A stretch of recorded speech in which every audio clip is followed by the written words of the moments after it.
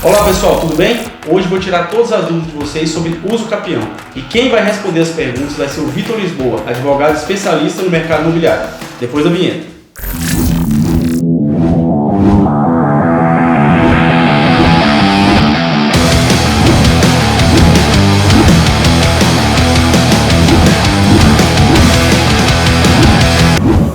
Olá Vitor, tudo bem? Muito obrigado por receber a gente aqui de novo novamente. Vitor, o que é uso capião? Uso capião é um processo, que vai dar o direito a uma pessoa que possui um determinado bem, seja ele móvel ou imóvel, o direito de propriedade. Então, primeiramente, o uso capião ele pode ser judicial ou extrajudicial. Existem também as duas formas, onde foi feita uma alteração no Código de Processo Civil, permitindo que seja dada entrada no processo de uso capião diretamente no cartório extrajudicial, no cartório de tabelionato de notas. Então, acaba que se torna um procedimento mais célere também. Então, a pessoa vai ter que ter, primeiramente, a posse de um determinado bem por um determinado período para que ela tenha direito a reclamar na justiça ou até mesmo extrajudicialmente para que seja concedida a ela a propriedade daquele bem. Então, ela tem a posse, mas ela não tem a propriedade. Então, com um determinado lapso temporal, ela vai adquirir o direito de se tornar proprietária de fato daquele bem. Mas esse direito só começa a valer se ela entrar com esse processo de uso capião. O uso capião ela tem que preencher alguns requisitos. Então, o primeiro passo para a pessoa ter o direito de entrar com o uso capião é que ela atinja o determinado tempo que a lei exige para ela pleitear na justiça que aquele bem, aquele imóvel ou móvel, se torne dela de fato. Então, o primeiro requisito é que ela tenha a questão do tempo para fazer ter o direito aquisitivo da propriedade. Qual é o prazo mínimo para a pessoa entrar com esse processo?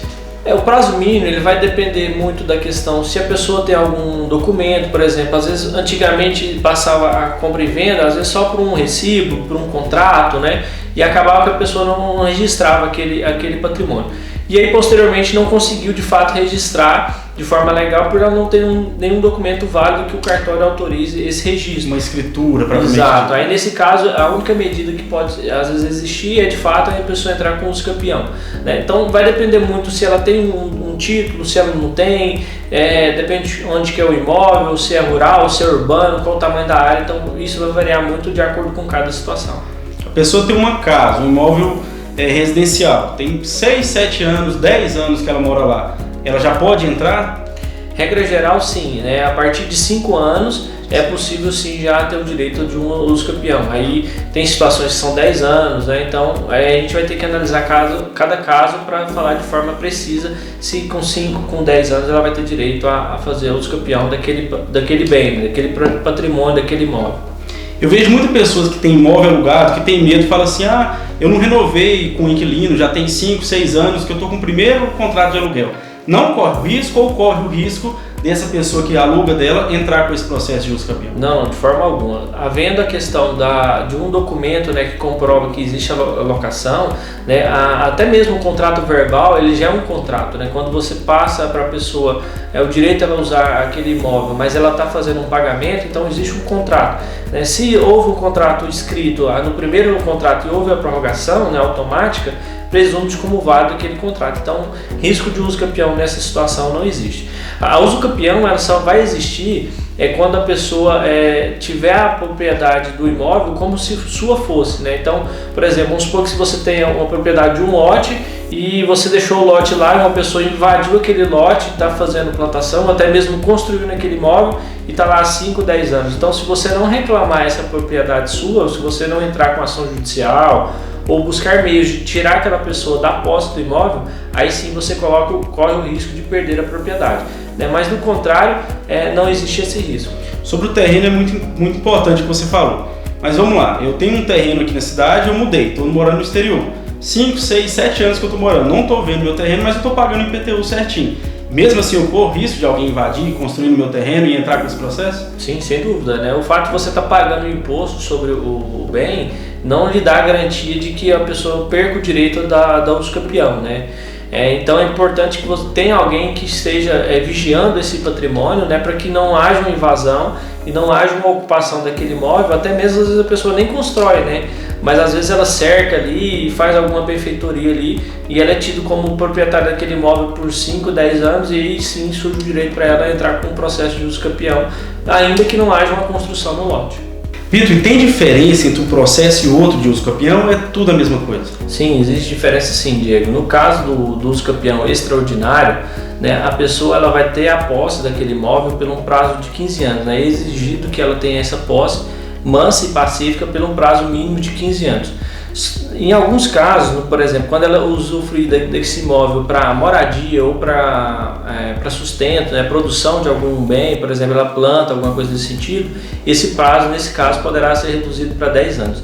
Então, regra geral, 15 anos no uso campeão extraordinário, havendo a utilização desse imóvel para moradia ou para produção, produtividade, aí há uma redução para 10 anos. 10 anos. Nesse prazo, o proprietário legítimo não pode ter requerido imóvel, nem questionado nada para ela conseguir. Exatamente. Se ele, por exemplo, entrar com ação judicial para desocupar o imóvel, alguma coisa nesse sentido, há interrupção desse prazo de aquisição, nesse período aquisitivo.